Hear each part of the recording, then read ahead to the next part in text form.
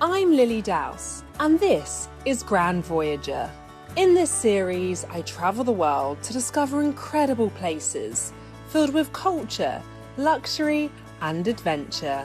Along the way, I meet the people, taste the flavours, and experience the moments that make each destination unforgettable.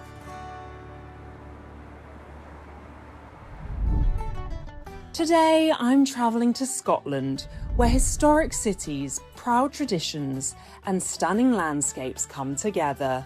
From sandstone streets and dramatic views, this is a country full of character. Hello and welcome to Scotland.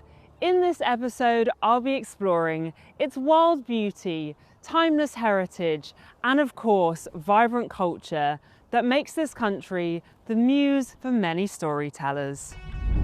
My journey begins in Edinburgh, Scotland's capital city, famous for its towering monuments and medieval castle. I'm meeting Alice, a local history enthusiast, who's going to show me around this historic city. Edinburgh is built, shaped by fire and ice. The castle sits on top of a volcanic plug, and that's a glacial ridge. So the city goes up and down, up and down. Edinburgh really is a small city, big personality, a lot of dramatic scenes, but it's very, very easy to explore. We begin our walk through the city. With its tall buildings and courtyards, Edinburgh feels like something straight out of a novel. When you look at a courtyard like this, and you've got all these little architectural details, you can see the date up there, 1587, and this gorgeous, rich yellow saffron colour. And they got this colour by mixing iron filings through the mix, just to get this lovely gold colour. It's the same colour they used on the King's Great Hall at Stirling Castle. And it's a marvellous little space. Edinburgh Castle is the city's most iconic landmark and has long been fought over by English and Scottish armies. Inside the castle walls, we explore the centuries-old defences and inner courtyards where daily life once took place. So this was a really important part of the castle. This is the heart of the castle, yes. You've got all the living things like blacksmithing, weaponsmithing, food production, and then up here, this is where the monarchs lived. Close by is the Great Hall, a medieval space with an original wooden ceiling, historic weapons, and centuries of royal history. From here, we head to one of the castle's smallest buildings, St Margaret's Chapel. This is the oldest building in the whole of Edinburgh Castle. It's the oldest building still standing in Edinburgh. It was built in the 1100s by King David of Scotland in memory of his mother, Saint Margaret, Queen of Scots.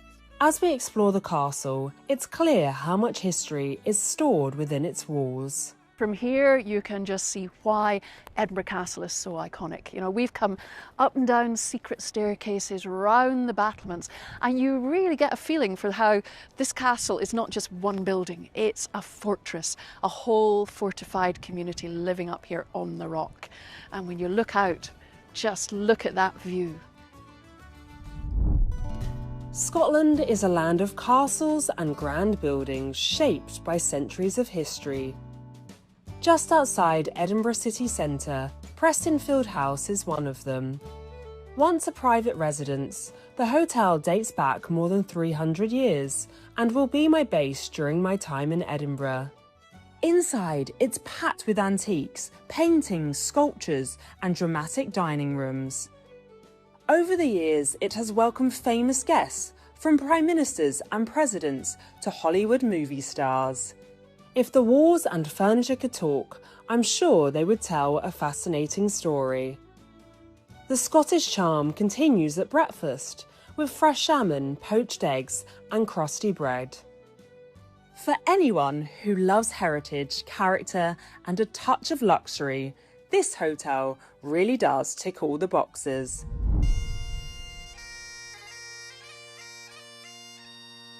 Nothing says Scotland quite like the sound of bagpipes.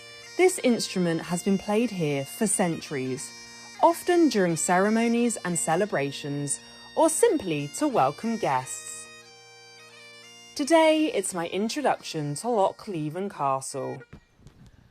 Hello, Mac. How you doing? What an amazing entrance for me. Oh, you're welcome, you're welcome. Oh, gosh, that looks a very hard instrument to play. It's not easy. With the castle walls behind us, I learn why the ruins have such an important place in Scottish history. The history goes back to the kind of 13th century.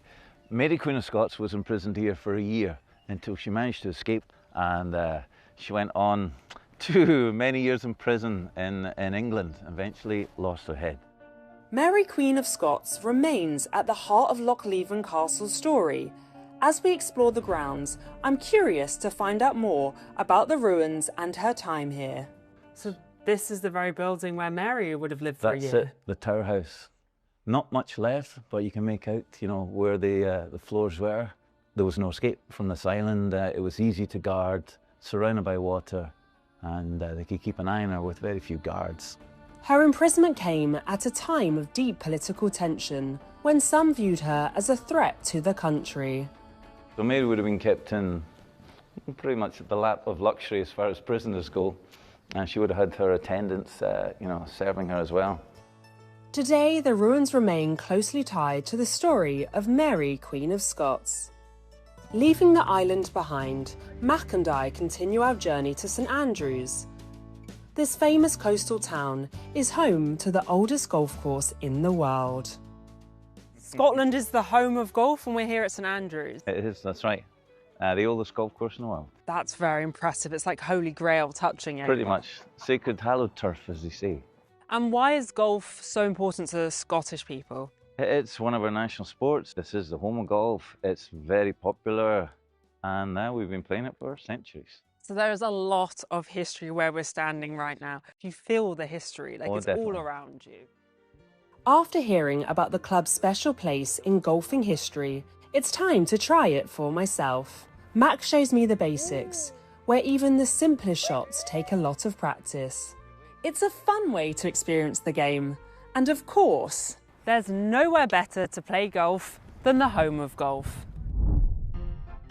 Back in Edinburgh, I'm in the mood for something creative, so I'm visiting a local workshop to make my own Scottish-inspired handbag.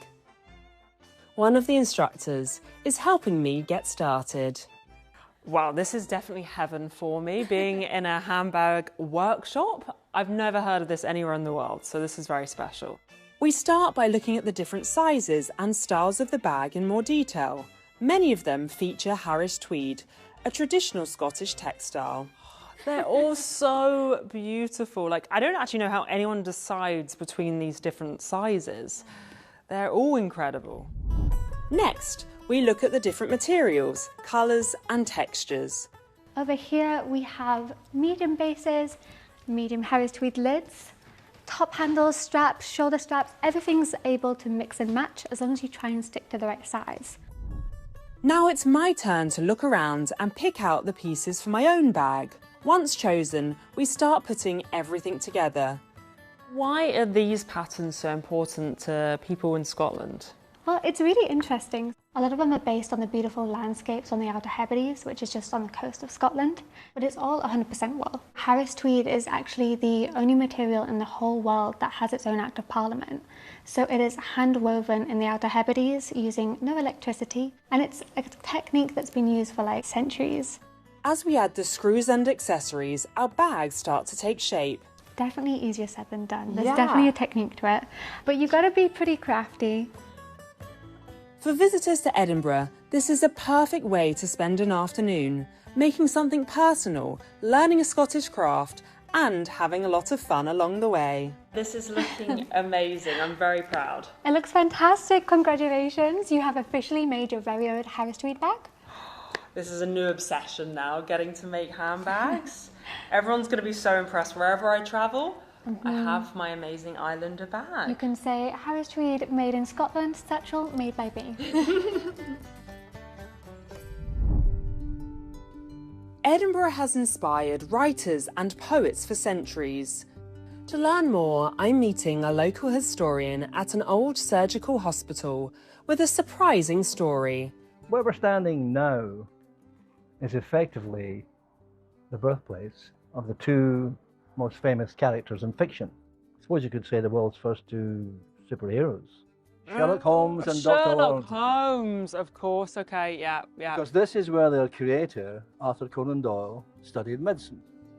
This is where he met the man who inspired Sherlock Holmes, his teacher, Dr. Joseph Bell. But the author's time here inspired more than just Sherlock Holmes. It also helped inspire his famous companion, Dr. Watson. It's really interesting to think that for all the times I've watched Sherlock Holmes, this is where the inspiration came from. The building also has a connection to poet William Ernest Henley, who was treated here and is best remembered for one of his famous poems. Invictus Was the name of Henley's poem, and it was said to be Mandela's favourite poem. The last verse goes something like, it matters not how straight the gate, or how charged with punishments the scroll. I am the master of my fate. I am the captain of my soul. So you can see where Mandela was inspired by it. A short walk away is another stop on Edinburgh's literary trail. Can you see the Drummond Street sign? Well, it's behind the window, a table, above the sign, above it, that J.K. Rowling wrote some of the early chapters of the very first Harry Potter novel.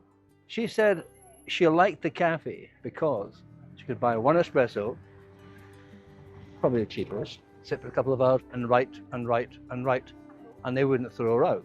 And now she can afford way more than an espresso. Yeah, way more than an espresso. Harry Potter and Sherlock Holmes are two of many characters connected to Edinburgh, a city full of history, stories, and royal heritage. I've had an incredible time exploring the capital and seeing more of what Scotland has to offer. From ancient castles to breathtaking landscapes, Scotland truly has captured my imagination. But now, time for my next adventure.